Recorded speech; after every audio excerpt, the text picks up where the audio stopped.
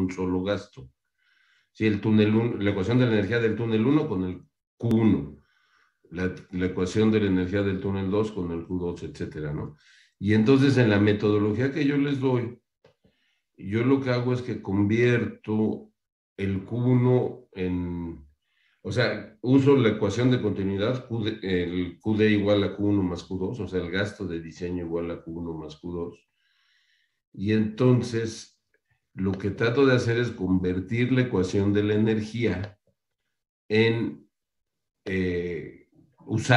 para usar en la ecuación de la energía el gasto de diseño del túnel. Para eso hay que pasar del Q1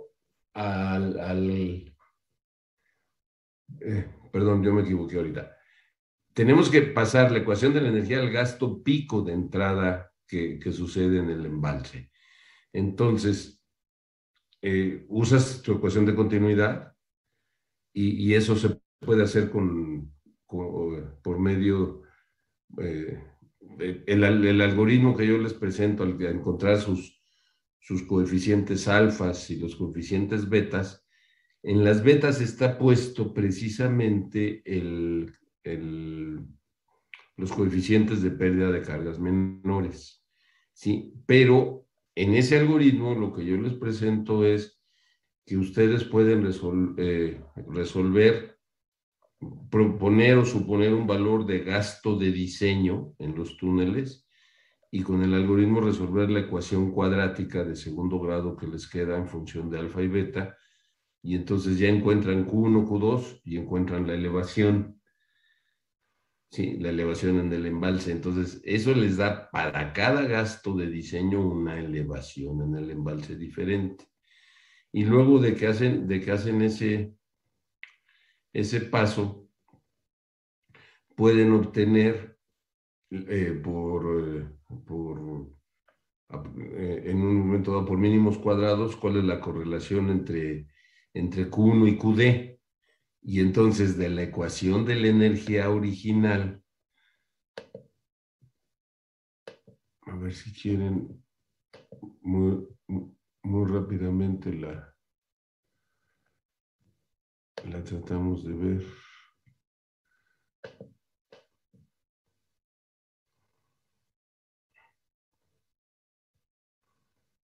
Ahí dejé de compartir.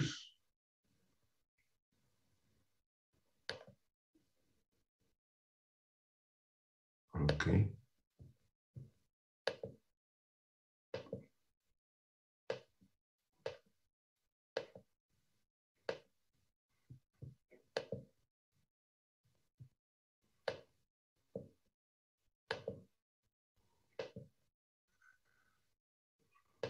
Ahí ya dejé de compartir.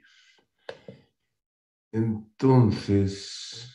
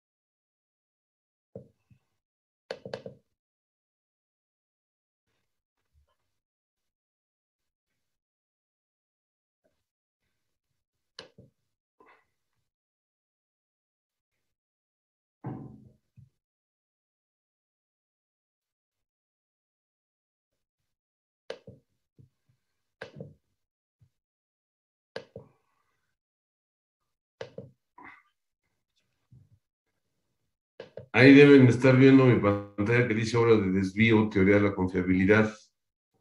¿Sí? ¿O no la ven? Bueno, aquí hago una alusión de la seguridad de presas, lo que es el proyecto de la Yesca, pero la metodología que ustedes van a seguir es con sus gastos máximos, van a definir cómo trabaja el desvío como canal y como tubo lleno, ¿sí? Y la zona de transición. Entonces, lo calculan como canal.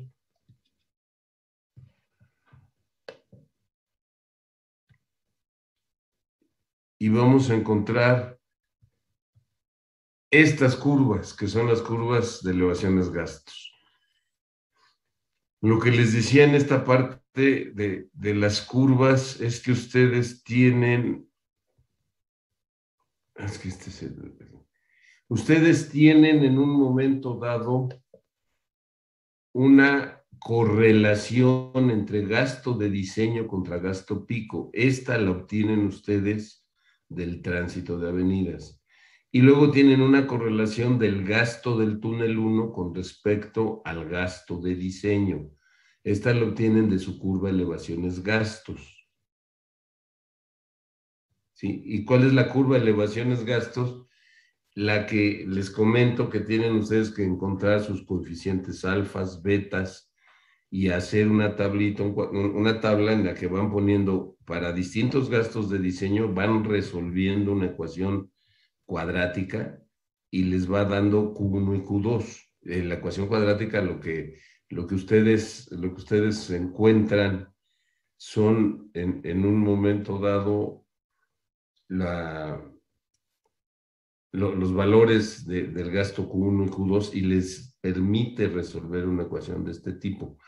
Entonces, como ya conocen Q1 y QD, la ecuación de la energía del túnel, que es esta, del túnel 1, ya sustituyen ustedes el Q1,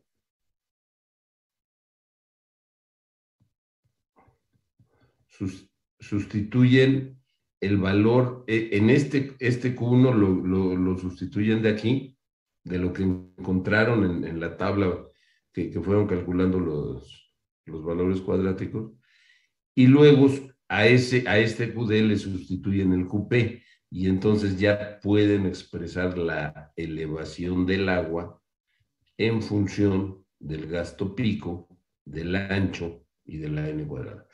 No sé si está más claro o está peor.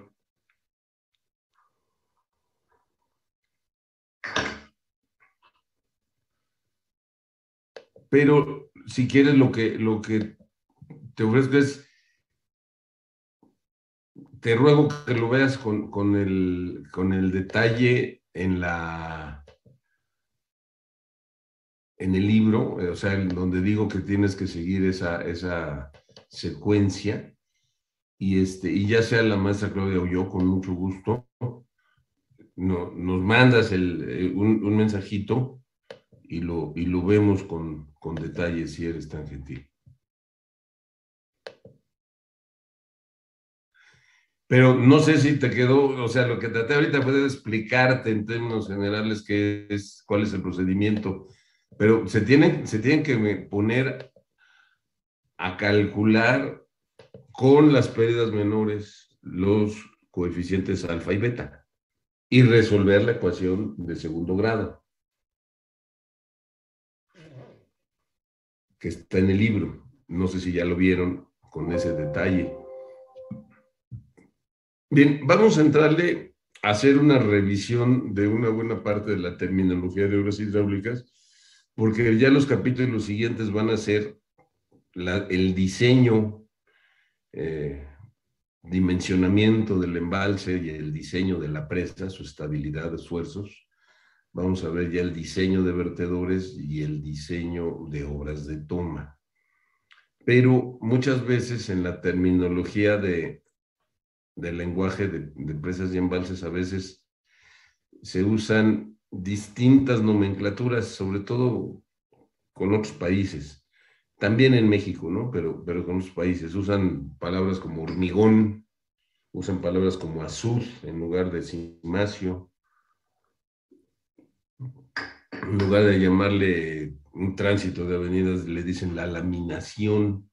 O sea, ellos es una terminología española que lo consideran como la cantidad de agua que va entrando en forma horizontal a un embalse y entonces eso lo asemejan como una lámina.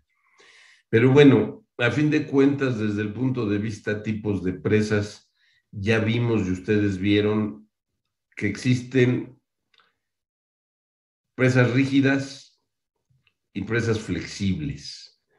Que las presas rígidas en sí son las de gravedad, arco, arco bóveda, arco gravedad, contrafuertes, muros y losas, ¿sí?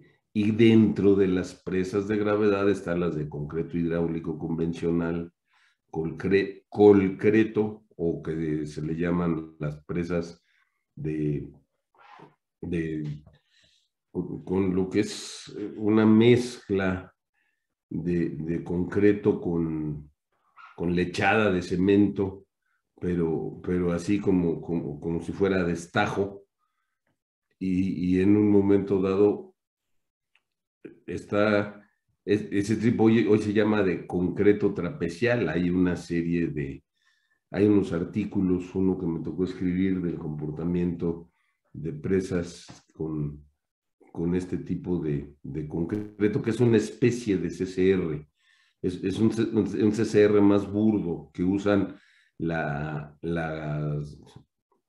agregado en greña, como está en el campo, y le ponen lechada de cemento, y entonces como esa masa, esa mezcla de concreto no queda perfectamente impermeable, lo que se hace es ponerle aguas arriba una pantalla de concreto, como si fuera una presa de enrocamiento con cara de concreto. Hay varias presas de mampostería, varios tipos de presas de mampostería, muchos presas de mampostería con mampostería incipiente. Entonces, en un momento dado, se usa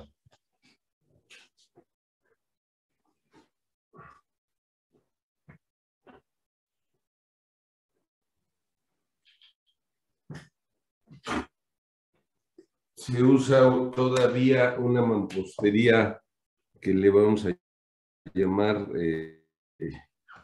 rústica, y no necesariamente la mampostería tiene los materiales completamente cementados.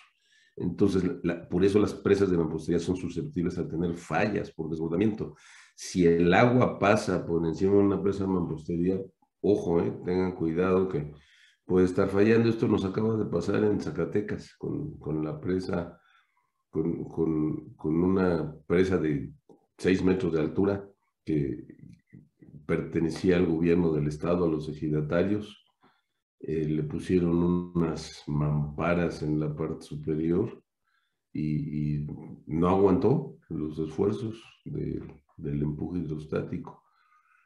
Evidentemente están las presas de arco, las de concreto hidráulico convencional. Hay presas de mampostería, incluso hoy en día los chinos han desarrollado una serie de presas de arco con concreto compactado con rodillos.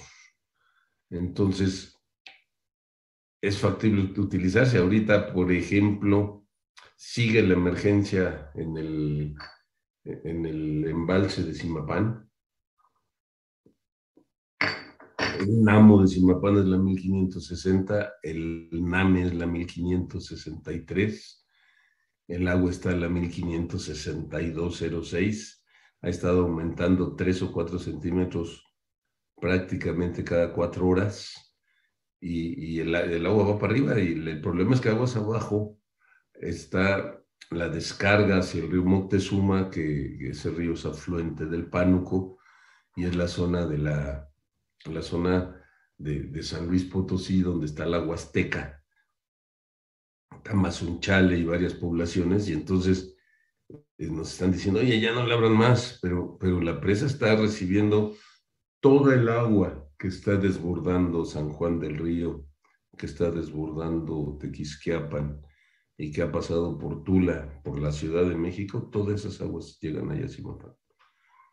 Entonces, en un momento dado, Zimapán sigue en emergencia. Es una presa de arco de 200 metros de altura, muy bien diseñada y muy bien construida.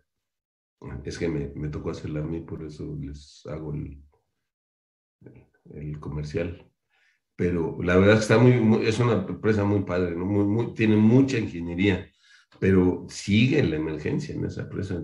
Es un cilindro, porque las presas de arco bóveda hay de doble curvatura, las que tienen la curvatura propia del cilindro y las que tienen una bóveda vertical. Y entonces así se les denomina presas de arco de doble curvatura.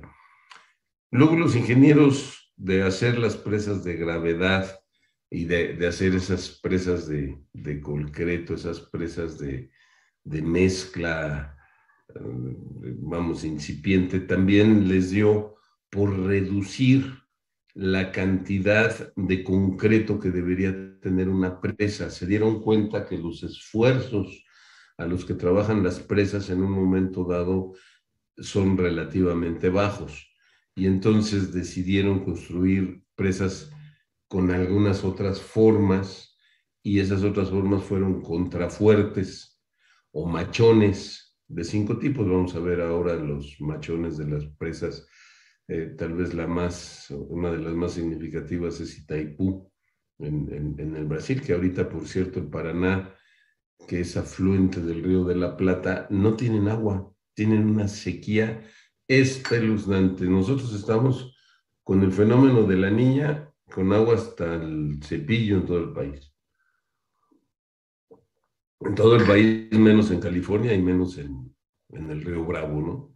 Pero de ahí en fuera, todo el país tiene agua. Y, y Sudamérica tiene sequía. Un huracán está caminando hacia Groenlandia, eso nunca había se visto. Y están teniendo también una sequía muy fuerte en China después de haber tenido inundaciones terribles. Bueno, la presa Don Martín tiene muros y losas de concreto reforzado y todas estas se agrupan en presas rígidas. Hay unos esquemas de presas como el mismo Itaipú que hacen un cacho de presa flexible y un cacho de presa rígida, que es completamente válido. Y hay varios ejemplos como ese de Itaipú. Y están las presas flexibles de tierra y enrocamiento.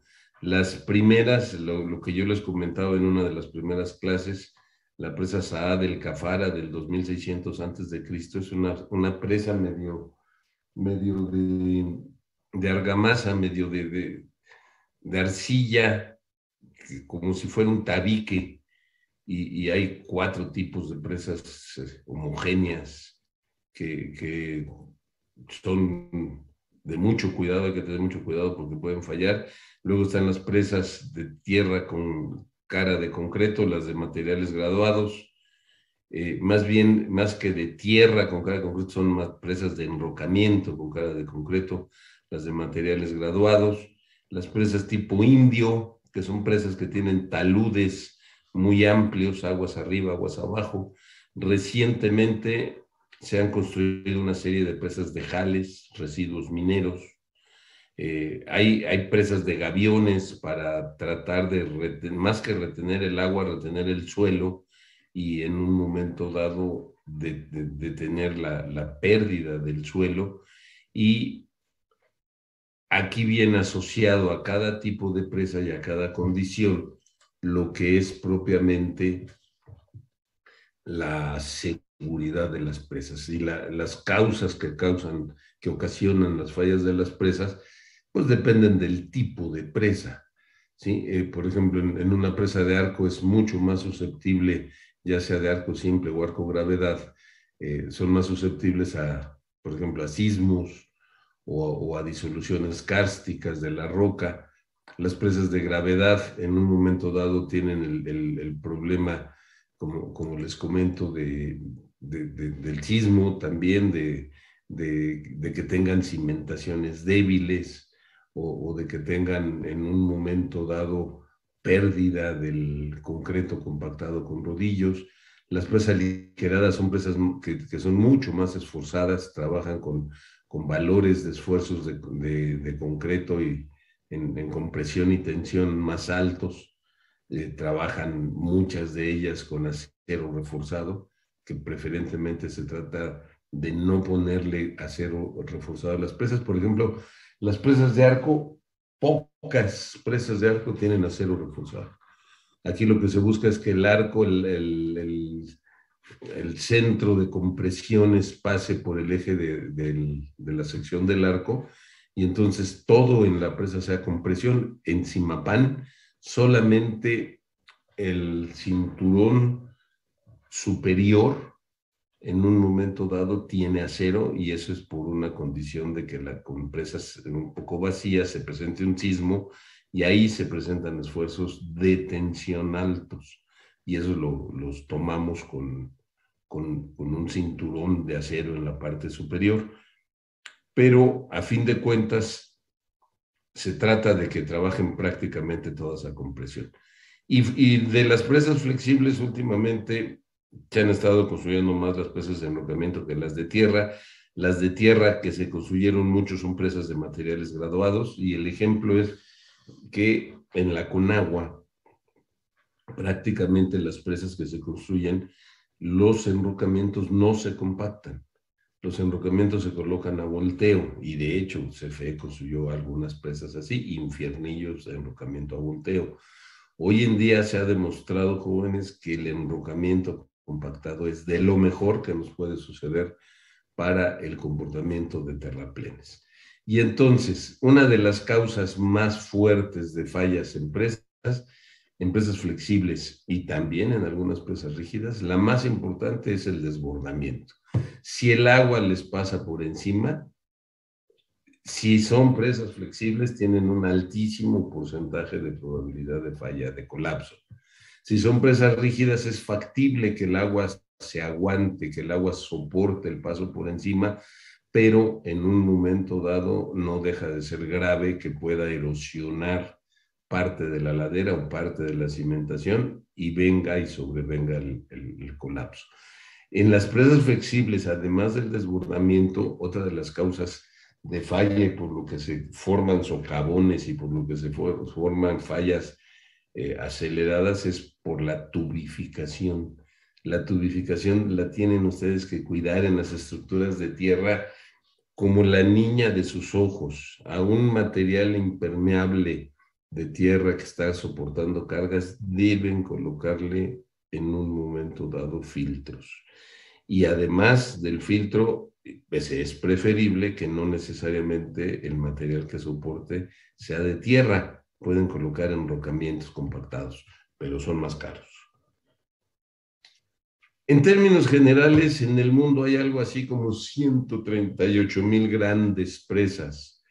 De estas, hay poco más de 138,000 presas y de estas, del orden de 36,000 son grandes presas y 102,000 son presas más pequeñas.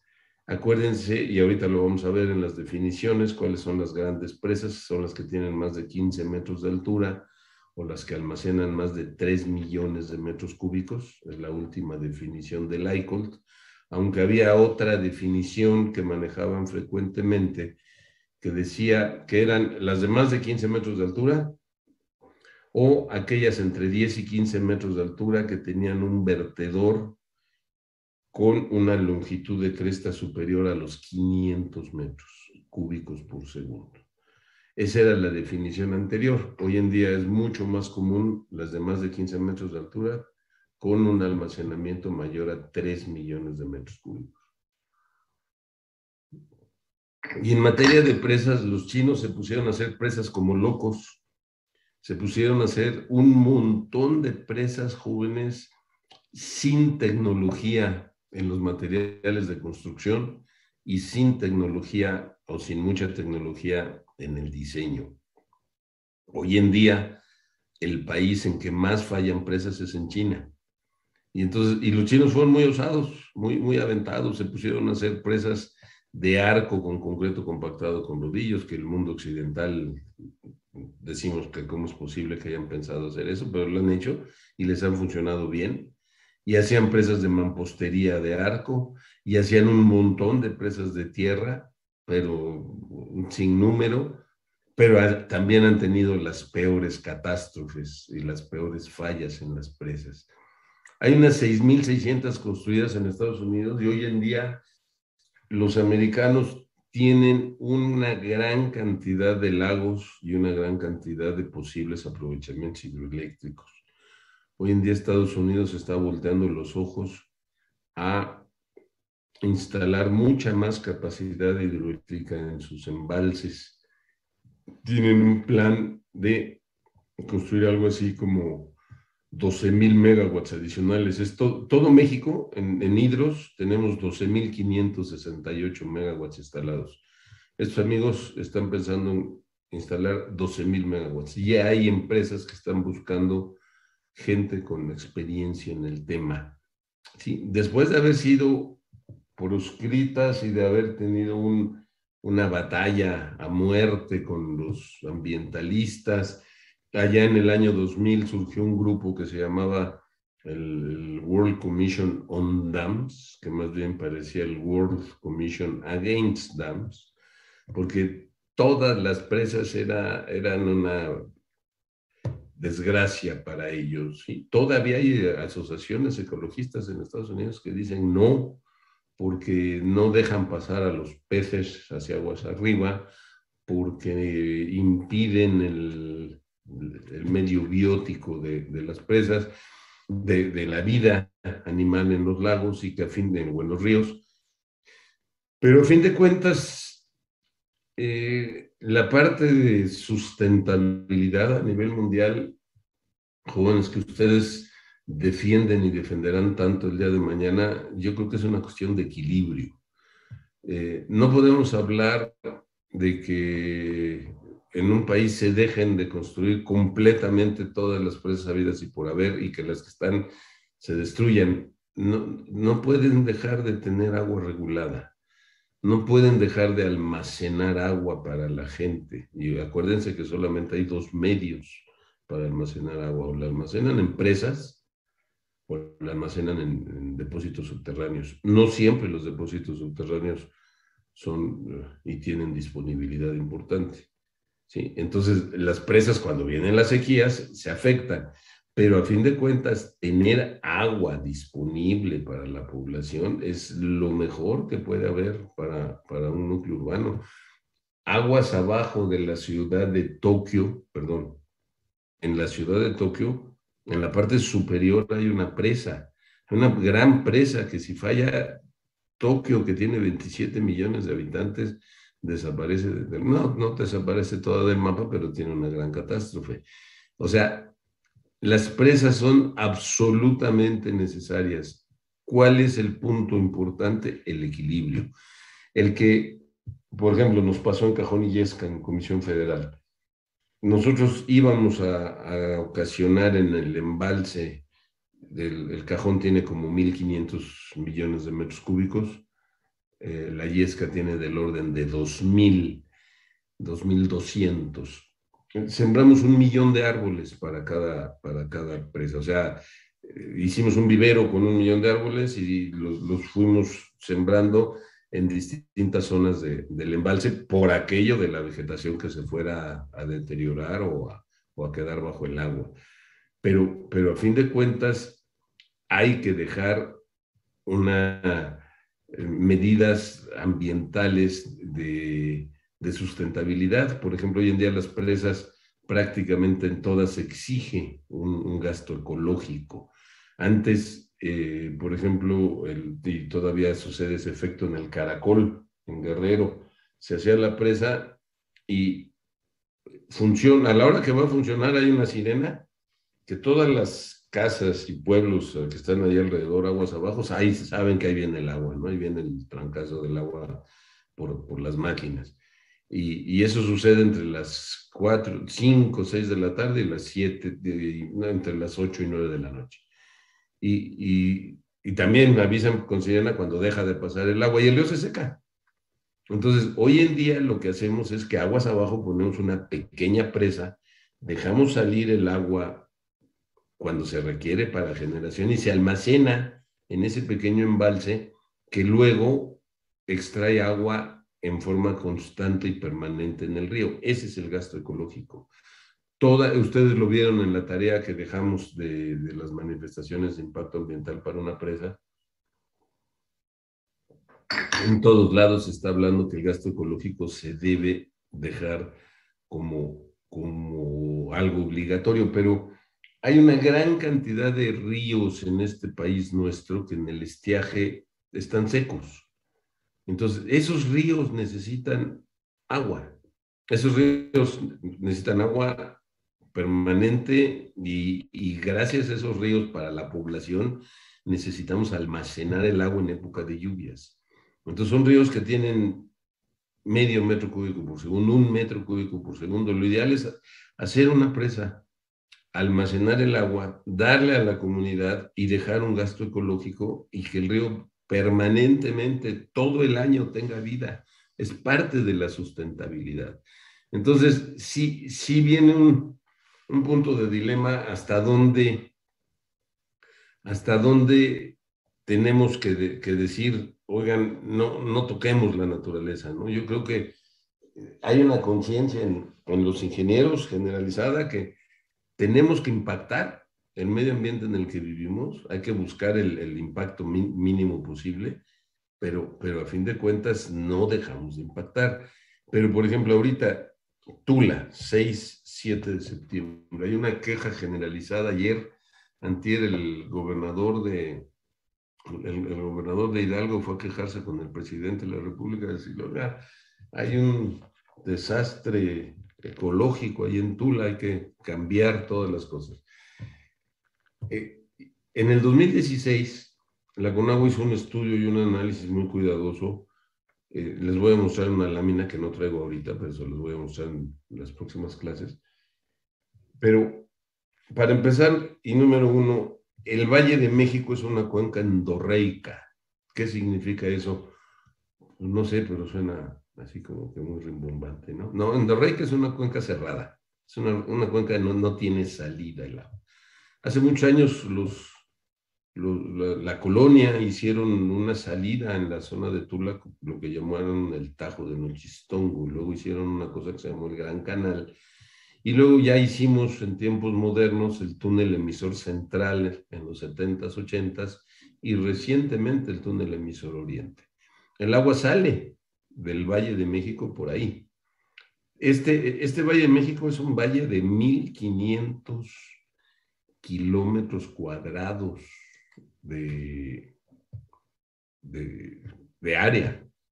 O sea, es un gran valle, no tiene salida, el agua sale para allá. Dentro del valle se hacen lagos, el lago de Texcoco, varias del lago, por ejemplo, del Vaso de Cristo, allá por el Estado de México, varias presas que se tienen, pero a fin de cuentas el valle no tiene salida, ¿eh? Cuando se hicieron los túneles, la salida que se determinó es por allá, por el río Tula. Y a fin de cuentas, de todo lo que llueve, y sobre todo cuando vienen precipitaciones importantes en el Valle de México, el túnel emisor oriente y el túnel emisor central llegan a extraerse 170 metros cúbicos por segundo, 150. Y luego viene una cuenca pegada ahí donde está la descarga de los túneles, en donde está la presa Requena. Y ahí viene un río que se llama el río Salado y un río que se llama el río Tutla. Son ríos independientes, pero cuando por cuenca propia vienen trancazos fuertes en el Tutla y en Requena, los gastos que se descargan al río Tula, que trae las aguas negras de la Ciudad de México y que se supone que se construyó la planta de tratamiento de Atotonilco, pero no crean que funciona a todo lo que da.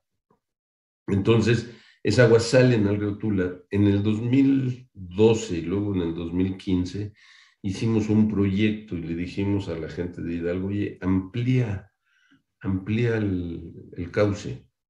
No puedes quedarte con 230 metros cúbicos de capacidad. Debes de tener por lo menos 600. pero por lo menos. Y en un momento dado, ya con proyecto terminado, licitación hecha, ya todo el proceso caminando, se opusieron los ecologistas y los ambientalistas y los sociales. Dijeron, no, no, no, aquí a los ahuehuetes que están aquí, no los toques, no, no toques estos árboles y no amplíes el canal. Ustedes saben, jóvenes, que desde el punto de vista hidráulico, para ampliar o darle capacidad a un túnel, a un canal más bien, tienen solamente dos opciones. O amplían el área, ¿sí? Acuérdense la ecuación de Manning, que Q es igual a A entre NR a la 2/3 es el 1/2. Entonces, amplían geométricamente el área o pueden revestir. La N, que va en el denominador de la ecuación de Manning, si ustedes la hacen pequeña, el coeficiente de rugosidad, el gasto aumenta. Entonces se le dijo a la gente, tú, oye, aquí, vamos a hacer estas obras. No quisieron, no quisieron. Hicimos un atlas de riesgo de toda la zona de Tula, de toda la zona de la descarga del río Tula. Bueno, pegado al río en el atlas de riesgo, donde está el mapa de inundación, es el atlas de riesgo que está en la página de internet de la Secretaría de Gobernación del Senapred. En un momento dado se le dijo, oye, cuidado con ese, vamos, en el crecimiento de tu zona, con lo que estás construyendo. El hospital del Seguro Social lo pusieron pegado al río. Y además dijeron, y mis puentes viejitos, que son del año 1700, 1800, no los toques. Entonces dijimos, oye, hay técnicas en la ingeniería que se llama microtuneleo, que puedes pasar por un lado de los puentes, puedes hacer muchas cosas. Hay que hacer las obras. No quisieron, no quisieron. Y entonces, este año, bueno, Requena almacena poco, es una presa pequeña, almacena algo así como 50 millones de metros cúbicos. Este año ya se habían presentado en junio avenidas de 68 millones de metros cúbicos en todo el Valle de México que salieron para allá, pero la cuenca propia no estaba húmeda. Las del 6 y 7 de septiembre, el volumen que salió fue del orden de los 30 millones de metros cúbicos, pero la cuenca propia traía una cantidad de humedad brutal. Pero no ocupó en el cauce del Tula. Y luego vinieron el famoso, los reclamos de que si me avisaste, no me avisaste y no me dijiste y eres un perverso. Está establecido cuando vienen la época de huracanes, se hace una mesa, una coordinación. Esa coordinación la hace hoy en día Protección Civil. Antes la hacían la CONAGO, ahora la hace Protección Civil. Protección Civil se dedica solo a eso. Avenidas, inundaciones, sequías y sismos.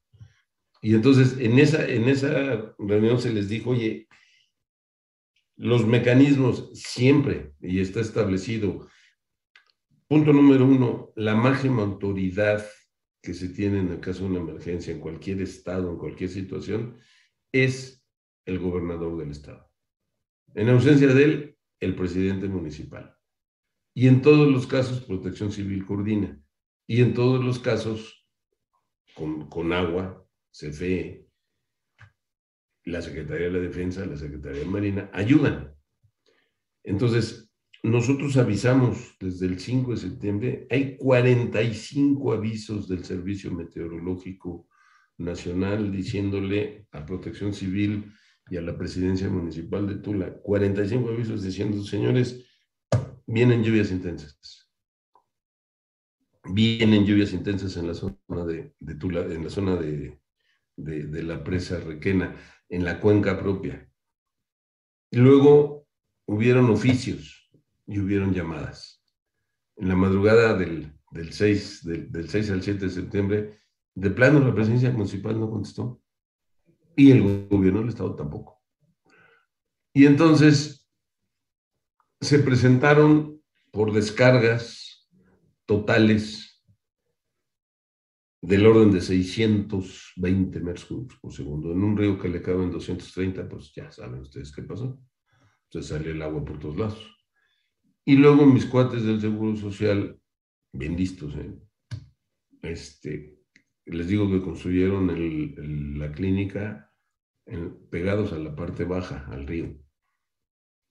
Y todo hospital debe de tener una planta de emergencia, de energía, para enfermos y atenciones, etc. Pero mis amigos del Seguro Social pusieron su planta de emergencia en el sótano. Y entonces cuando se inundaron, pues dejaron de funcionar con su planta de emergencia.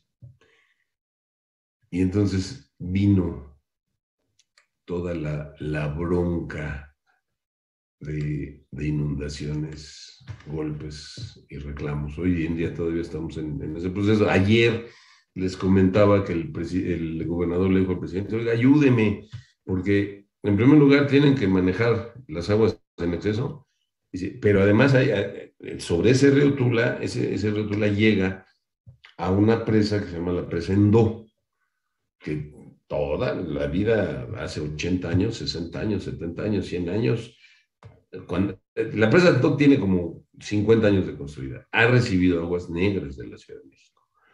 Entonces, aquí el problema se vuelve un problema en el que la gente de algo dice, ya no me mandes aguas negras. Sí, nada más que tratar una descarga promedio de 30 a 40 metros cúbicos por segundo de aguas negras es brutal. Se quiso hacer algo con la planta de Atotonilco, pero no es suficiente. Entonces hay un problema serio, grave. Las aguas negras pasan por el río Tula, pasan ahí en la ciudad. Yo creo que va a haber que, no, vamos, la solución que yo estoy pensando, lo vamos a discutir hoy, es que tenemos que entubar el río para que en un momento dado pase por abajo. Ya no pueden estar pasando aguas negras en la superficie libre, ¿no?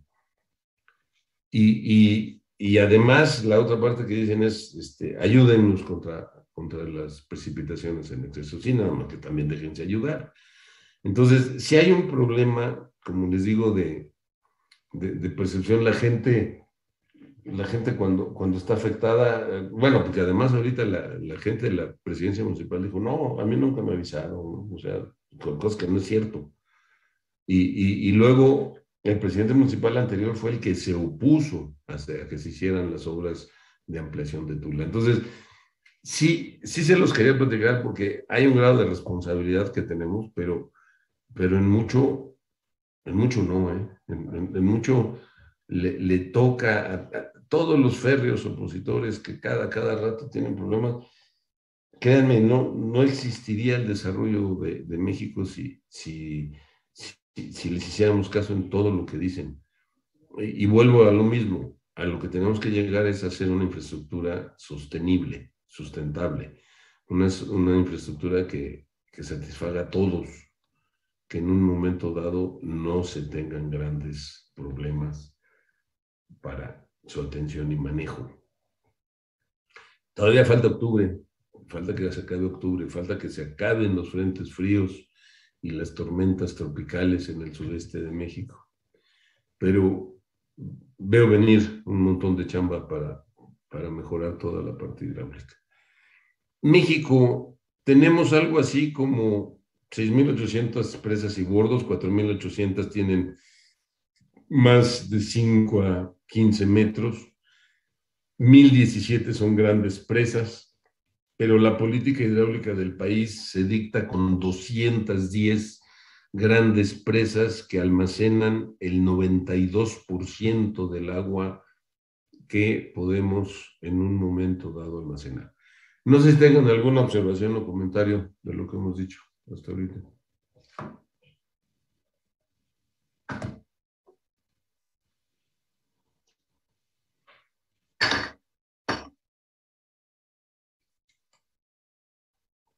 $20 participantes. ¿No tienen comentarios?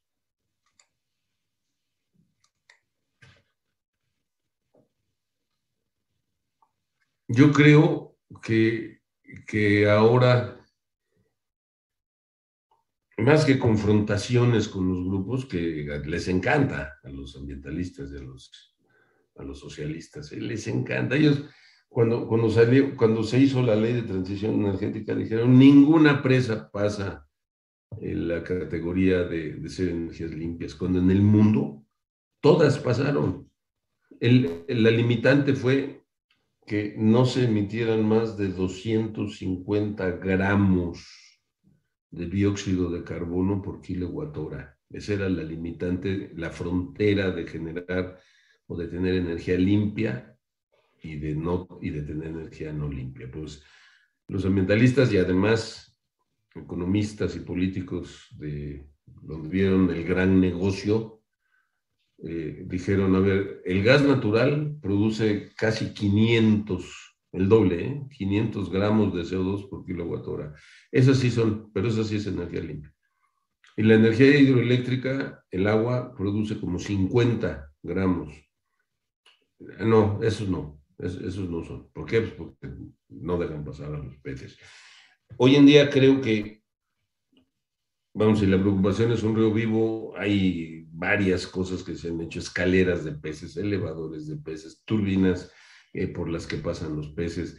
Vamos, hay formas de resolver la problemática, pero sí, sí muchas veces nosotros no damos opinión, no hablamos, no decimos, no le comunicamos a la sociedad lo que se necesita.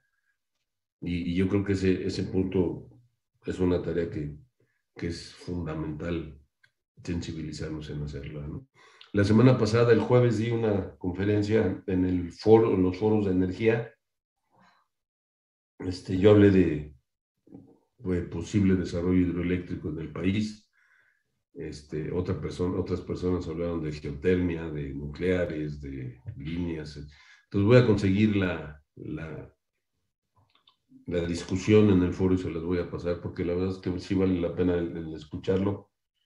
Yo hago propuestas de sobrelevar presas, de desasolvar presas, de meter rebombeos, de hacer combinaciones de energías limpias con energías y con energía hidráulica. Por ejemplo, una combinación muy interesante es que ustedes saben que los paneles solares se llevan como 1 metro cuadrado por kilowatt instalado. Se pueden hacer paneles flotantes en los embalses. Y entonces se pueden hacer verdaderamente esquemas en el que en el día se esté bombeando del agua al embalse superior, en la tarde se esté a la hora que se necesita la máxima demanda punta, que es la más cara, estar generando. O sea, realmente hay una serie de ideas más allá de la planeación, porque eso también se presentó en el foro de planeación, que creo que son muy aplicables. Bueno, de estas 36,000 grandes presas que se tienen registradas, en los 90 hicieron los profesores Laguiña y Serafín de Brasil y Portugal, hicieron un estudio con 15,800 presas. Y hoy en día, jóvenes, si ustedes quieren meterse a la estadística del comportamiento, no hay mejor fuente que el iColt. El iColt en la página de internet tiene un apartado que se llama Estadísticas y Comportamiento de Presas. De ahí se ha llegado a determinar, cosa curiosa, que en el mundo se han presentado algo así como 138 fallas totales en presas. Estos señores lo hicieron, como les digo, a fines del siglo pasado, en una distribución de 2/3 presas de tierra y enrocamiento, 1/3 de concreto y mampostería. Y en mi tesis doctoral, si alguien tiene un poquito de curiosidad y algunos de los artículos que yo les mandé, yo hago algunas reflexiones sobre esta cantidad de presas construidas y sus fallas.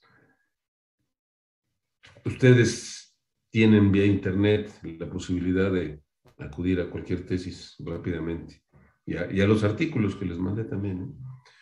Aquí está la definición del ICOT. Las presas de más de 15 metros de altura, o bien las que almacenan más de 3 millones de metros cúbicos y algunas de las presas muy interesantes, la presa Hoover. Hoy en día en la presa Hoover, jóvenes hicieron una serie, unos puentes aquí, aguas abajo, muy, muy esbeltos, muy bonitos, muy padres, que se usan desde el punto de vista turístico. El río Colorado es un gran río en los Estados Unidos, es un río similar a nuestro Grijalba. Sí, el río Mississippi es como 6 veces el Usumacinta, que es el que más capacidad tiene en México, pero el Usumacinta a nivel toda América Latina somos como el sexto lugar, pero el río Colorado es como el Grijalba, en el sitio de descarga en Mexicali, el río Colorado tiene un escurrimiento del orden de los 18,000 millones de metros cúbicos. Ese es el volumen de escurrimiento en el sitio de Peñitas. Y en los años 30, cuando vino la gran recesión, el presidente Franklin Delano Roosevelt decidió construir 3 presas en el Colorado. La Hoover, que es esta, fue la presa más alta del mundo, arco gravedad, en 1933. Todavía hay páginas de internet que dicen las maravillas más grandes de la ingeniería del mundo y ponen a la Hoover, ¿no? Ya hay presas mucho más grandes y con más tecnología que la Hoover, pero sí impactó mucho Glen Canyon y Yellowtail. Y esta presa Hoover hicieron un vertedor, aquí las obras de toma, son estas torres, las obras de toma, y tienen acá el vertedor, y en el vertedor lo sacaron muy similar al Infiernillo, nada más que la Hoover es del 33 y el Infiernillo es del 65, y en la Hoover presentaron también problemas de cavitación. Ahorita hay un problema muy grave desde el punto de vista climático. Todo California está teniendo incendios y están teniendo una sequía brutal. Y hay un nivel aquí en la presa Hoover, la 1075 pies sobre el nivel del mar, que en un momento dado, cuando el embalse baja a esa elevación, se decreta una sequía y viene racionamiento de agua para 8 estados de la Unión Americana y para México. Entonces, ahorita estamos en esa condición. Ahorita tenemos que revisar cómo damos y provocamos medidas de ahorro de agua y para eso hay que ir contra fugas en las redes de agua potable, para revestir canales, hacer una serie de medidas para que en un momento dado podamos combatir el efecto, de la sequía tan importante. Estas presas, esta presa, por ejemplo, espectacular, preciosa y bella, es la Amistad. Un cacho México, un cacho Estados Unidos. Este es el ejemplo de lo que hicieron los chinos en Tres Gargantas. Esta es la sección gravedad con la obra de toma, tubería a presión. Va a dar una casa de máquinas que, como les decía, son turbinas de 700 megawatts. En carga máxima pueden alcanzar 800 fácilmente.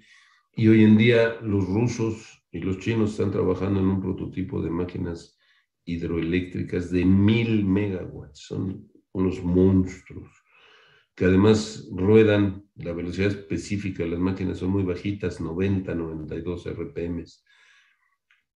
Pero vean la sección vertedora. La parte interesante es que aquí los chinos pusieron un desagüe de fondo, un desagüe intermedio y un vertedor de superficie. O sea, la misma sección vertedora tiene 3 elementos y no necesariamente tienen que ponerse los 3 en el mismo bloque. Pueden poner un bloque con el de fondo, otro con el intermedio y otro con el superficial. Pero Tres Gargantas, gracias a este sistema, puede recibir un montón de asolves que trae el río Yangtze, que no es el amarillo, es el río Yangtze, y lo puede extraer por el desagüe de fondo, no se asolva la presa. Es impresionante cómo desasolvan presas. Vamos a ver un tema de cómo hacer desasolven presas, porque mucho del futuro de este país va a caminar en ese sentido. A fin de cuentas, una presa, si ustedes me ayudan a ubicarnos, este es el corte visto de frente de una boquilla. Una boquilla tiene o puede tener una toma superficial, vertedores superficiales, estos vertedores superficiales en la parte superior, se colocan en la parte superior de la presa, pueden llevar compuertas o no, pueden no llevar compuertas. Un gran número de presas de Conagua no tienen compuertas, es completamente válido. Luego dejamos, o es posible, construir vertedores en las laderas, el Cajón y la Yesca. Si ustedes recuerdan en las fotos que les he mostrado, tiene vertedores superficiales. La Yesca en margen izquierda, el Cajón en margen derecha. En las presas de concreto pueden dejar desagües de medio fondo o desagües de fondo. El de medio fondo y el de fondo. El de fondo, estar conscientes que vamos a trabajar contra asolves, una gran cantidad de asolves, un material abrasivo, un material que en un momento dado trae un volumen importante de arena, de grava, de roca, va a pasar por el desagüe de fondo. Y va a pasar en un momento dado por una compuerta que aquí tiene un sello y que a la hora de abrir va a provocar una erosión muy fuerte en la parte del concreto de la presa, porque van a pasar millones de metros cúbicos de rocas y de piedras. Entonces, este tipo de desagües de fondo deben de tener, independientemente de una compuerta que controle el flujo, aguas abajo, debe de tener una estructura que aísle el conducto y nos permita tener acceso a reparar la erosión que se causa aquí. ¿Sí? Y tener mucho cuidado, jóvenes, porque con esta carga tan grande, con esta altura, B igual a raíz de 2GH con la ecuación de Coriolis, aquí tenemos velocidades arriba de 30 metros por segundo, 40 metros por segundo, que con arrastre de sedimentos se vuelven velocidades extraordinariamente erosivas. Entonces, ¿tener un desagüe de fondo se necesita? Sí, pero hay que hacerlo con mucho cuidado, ya sea desde que la presa es nueva o ya sea que lo vayan a construir para mejorar el comportamiento de una presa. Vienen las presas de tierra y enrocamiento y las presas de secciones vertedores mixtas. Este es típico de una presa de gravedad. La presa de gravedad tiene una sección gravedad con un cimacio, ¿sí? Este cimacio obedece al tiro parabólico del agua saliendo en un momento dado con una arista viva.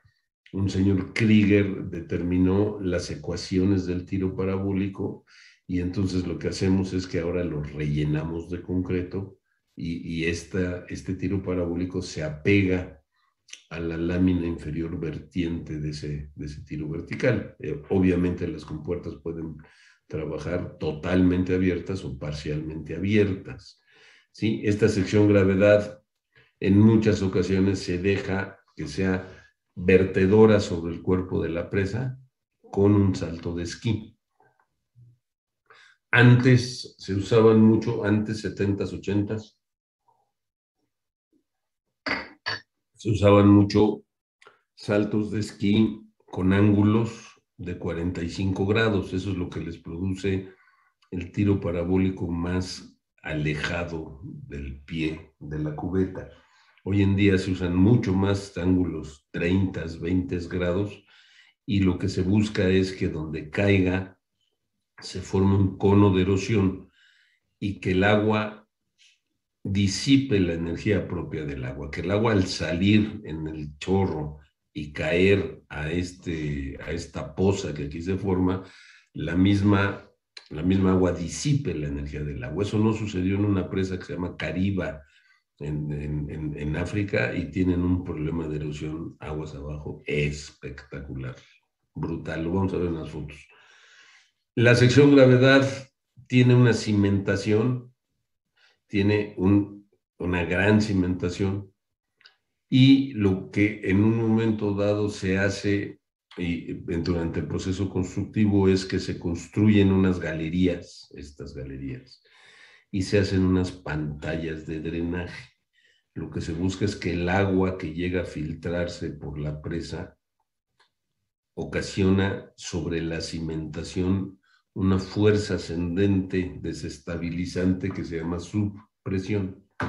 Entonces, lo que buscamos con las pantallas de drenaje es que el agua se capte en los tubos y salga a las galerías inferiores. Y entonces el diagrama de subpresiones, en lugar de ser un gran triángulo que sale hasta acá abajo, en un momento dado sea un trapecio que sale a el punto de la pantalla de drenaje. Y además de estas pantallas de drenaje, cuando estamos construyendo, desde las banquetas de las presas se hacen pantallas de inyecciones. Pantallas en las que se inyecta lechada, agua, cemento, para tratar de sellar todas las fisuras que en un momento dado tiene la roca con la roca y la misma presa con la roca, porque a fin de cuentas el concreto masivo se va a contraer. Entonces necesitamos hacer esas pantallas. Esta sección donde están las pantallas, que es la que se busca como sección impermeable, en las presas jóvenes se llama el plano de estanqueidad. Y como su palabra, con su definición lo dice, es un plano porque es en esta línea vertical.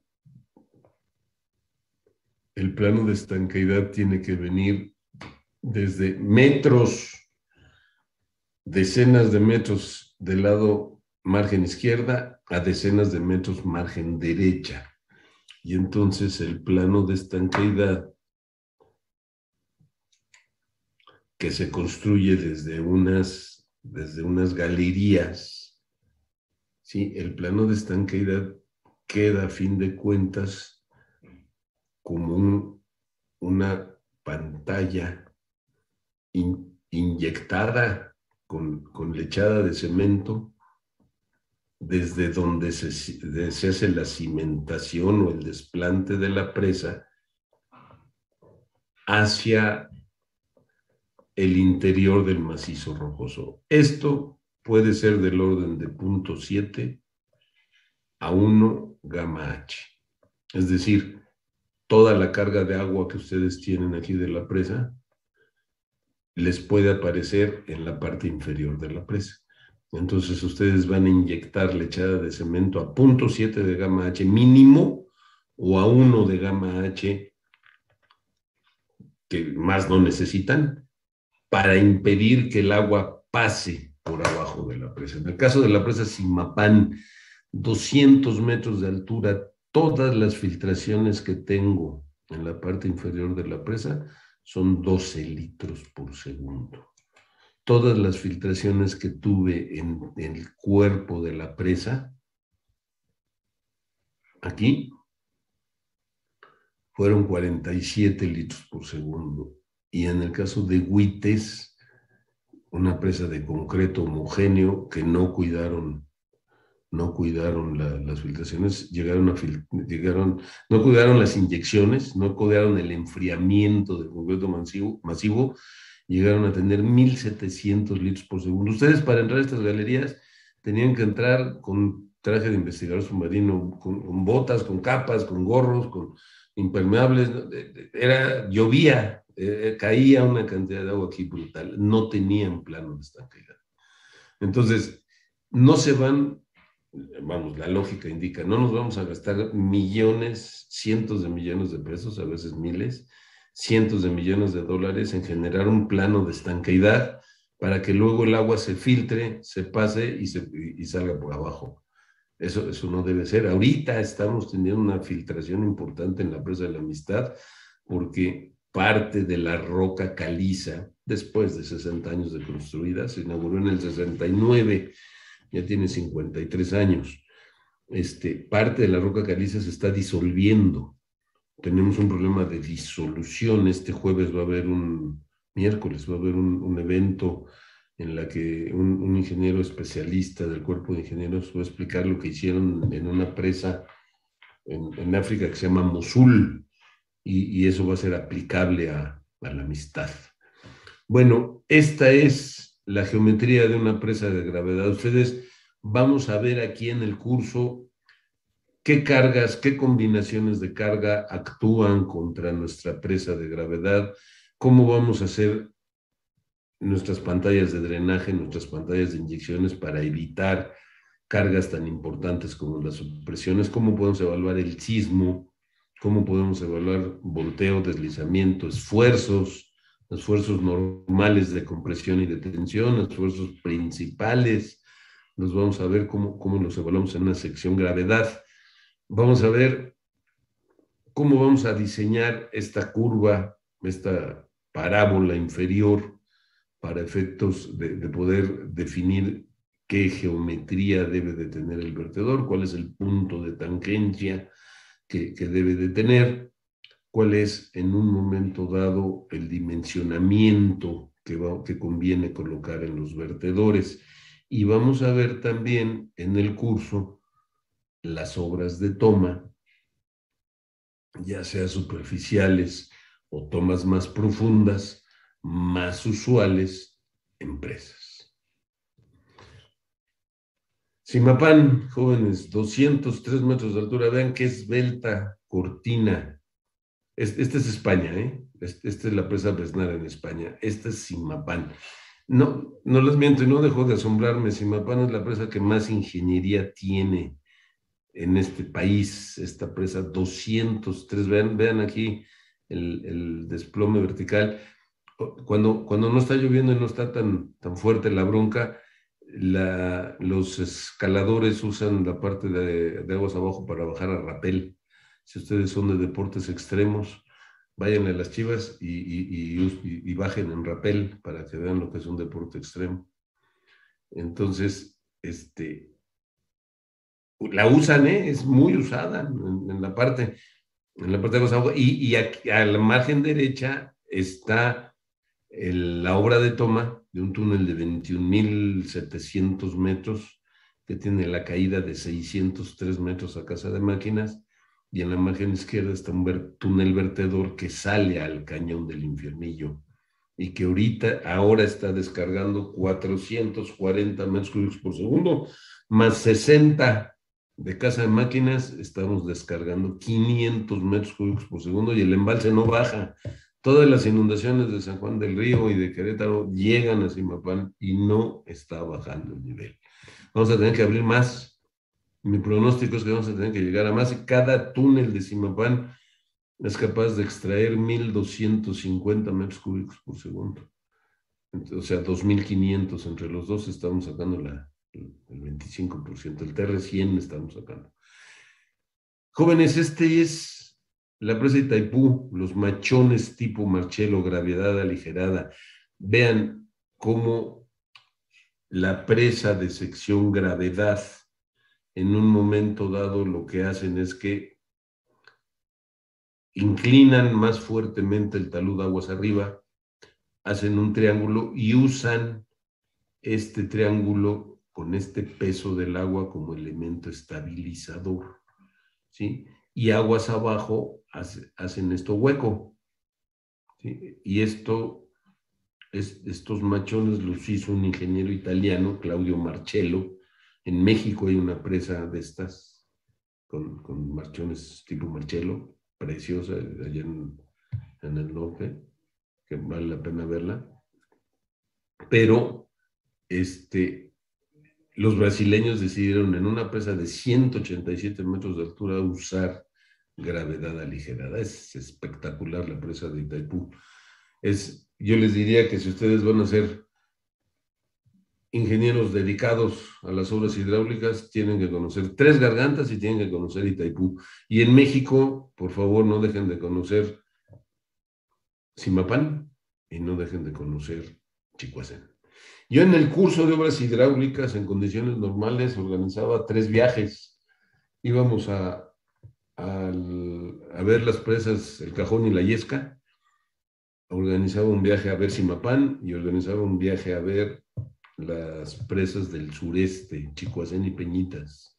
Malpaso no pasábamos, entrábamos a Chicoacén y a Peñitas. Y luego, y hacíamos una práctica, una visita al laboratorio de hidráulica de la CFE. Por ahí andan amenazando que vamos a volver a clases presenciales. Si lo hacemos, lo primero que hago es organizar una visita. De la vista nace el amor. Ustedes tienen que ver a las muchachas o a los muchachos para que les guste. Tienen que ver las obras, tienen que ver las presas. Esta, joven, es la presa Gleno en Italia, 1926. Esta es una presa en Canadá, con el mismo principio. Vean ustedes, aquí tiene contrafuertes con arcos múltiples.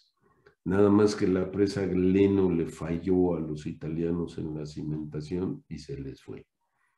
Una falla catastrófica importante fue la falla de la presa Gleno. Pero la ingeniería italiana dieron todas las bases para el diseño de las presas de arco. La ingeniería que lleva una presa de arco para determinar lo que son espesores, lo que son cargas, transmisión de esfuerzos, esfuerzos cortantes, esfuerzos normales, esfuerzos de compresión. Es una ingeniería mucho más refinada que otra, ¿no? Decía un profesor de la facultad que tuvimos, el maestro Gómez Rosas, decía que estaba al mismo tiempo en construcción Aguamilpa y Zimapán, y decía Gómez Rosas, amontonar piedras cualquiera puede. Hacer esto de la presa de Zimapán, esto es ingeniería. Y hay de verdad, créanme que es una cantidad de ingeniería sensacional. Hay un método que todavía es muy usado, que se llama el método de las cargas de prueba.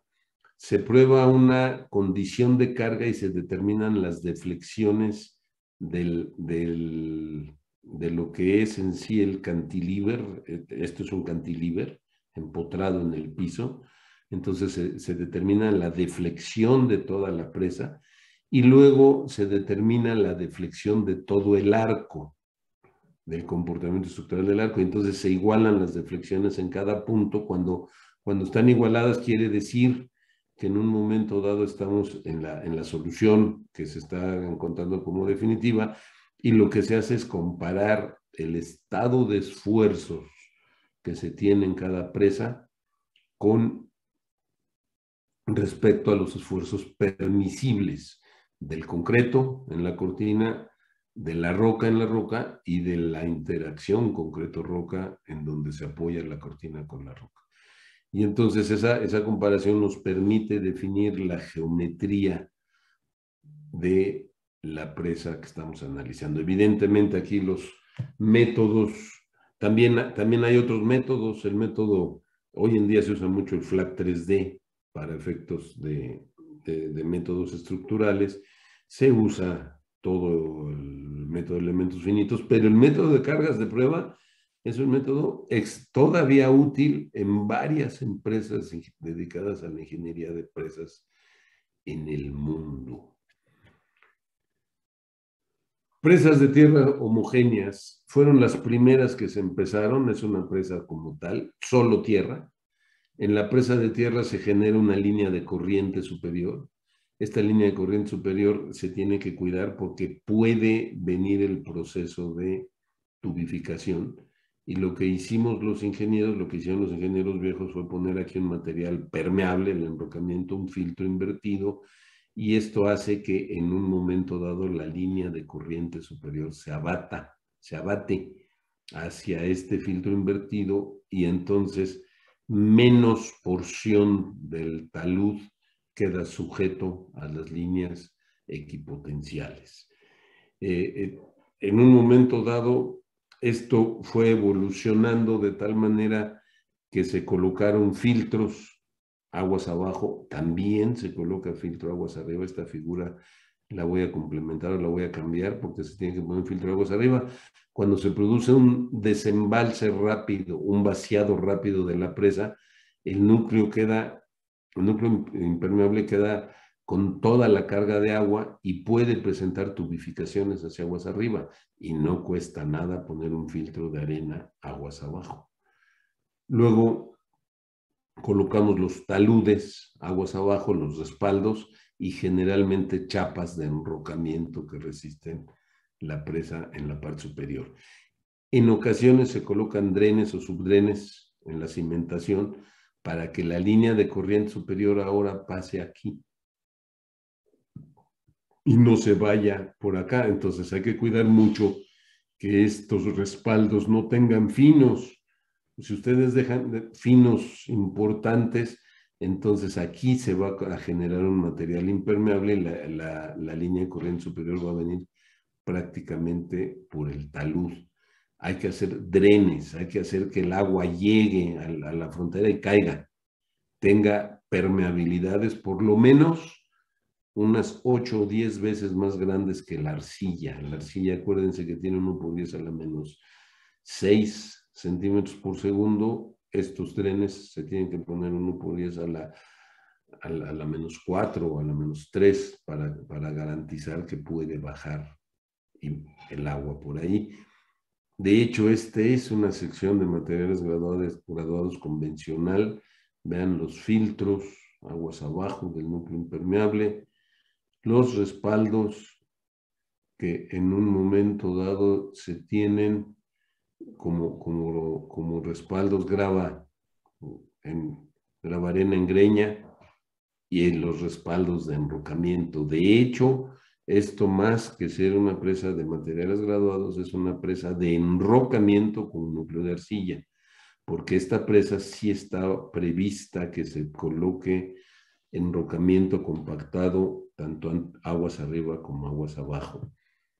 Aquí la tarea viene integrada al cuerpo de la cortina y aquí, jóvenes, un punto fundamental es que el material impermeable, que es la arcilla, en un momento dado va a permitir que el agua llegue hasta esta frontera, hasta esta.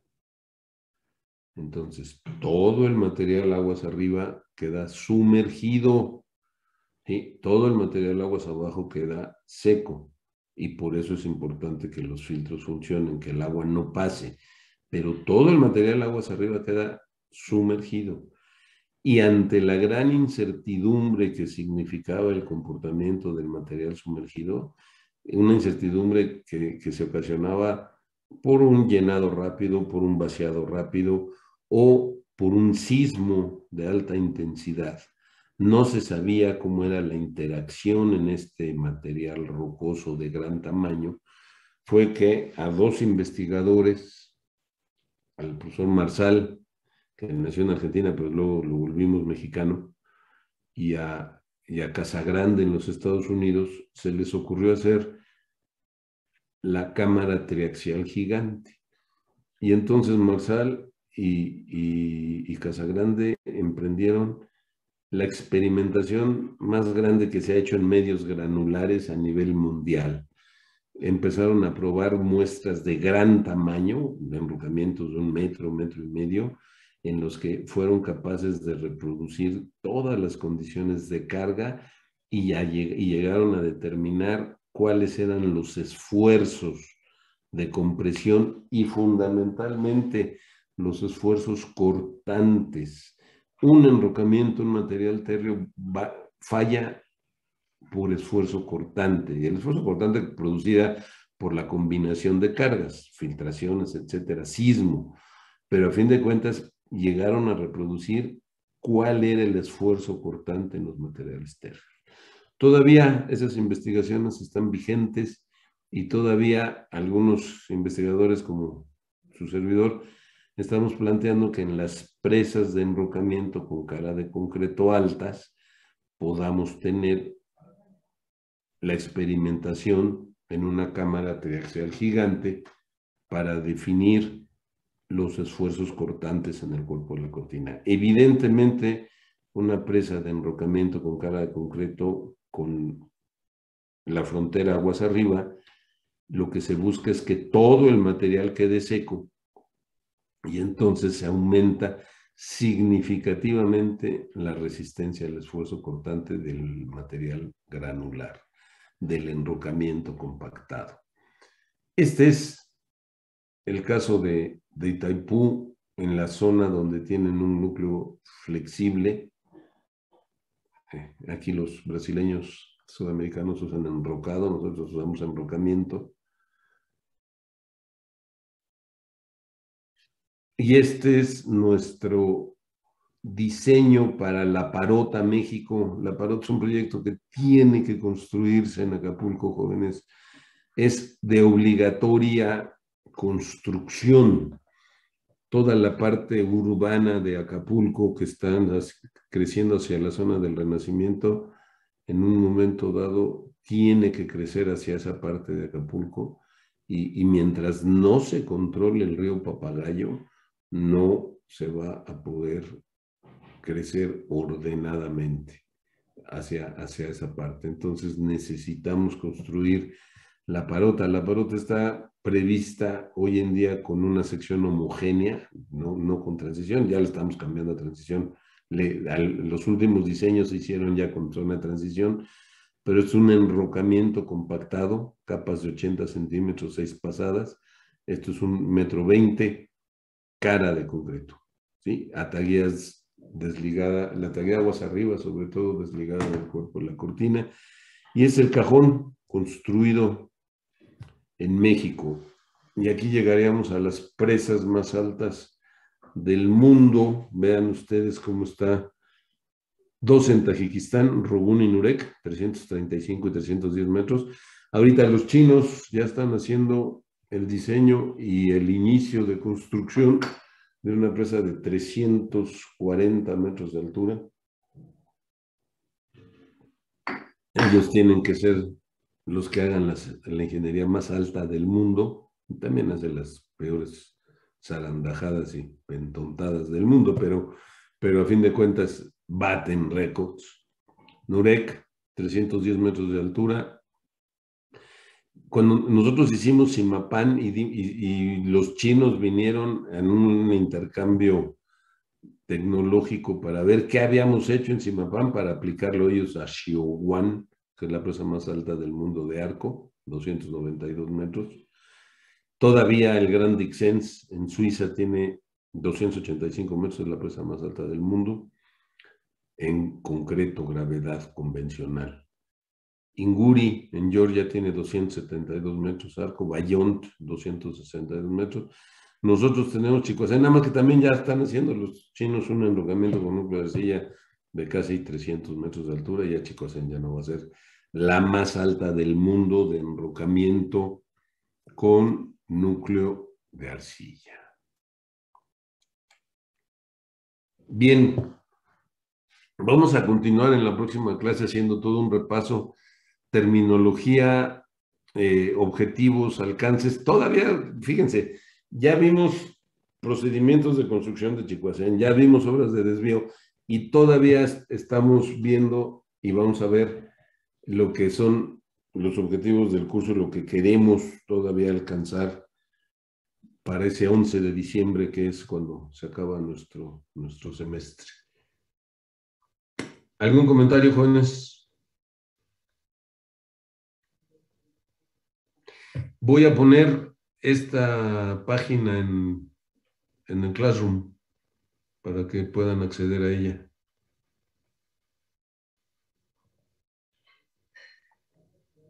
Sí, profe, está bien.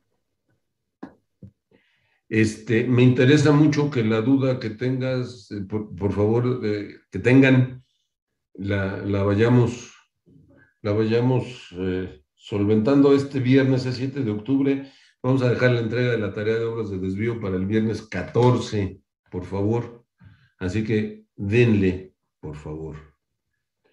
¿Cuál es el documento de inicio de obras de desvío? La presentación, ¿te refieres, Denny, a la presentación original, la que empiezo diciendo y que muestro los procedimientos constructivos?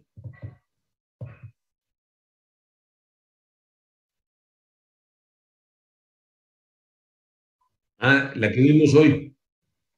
Sí, claro, claro, por supuesto. Yo se las mando.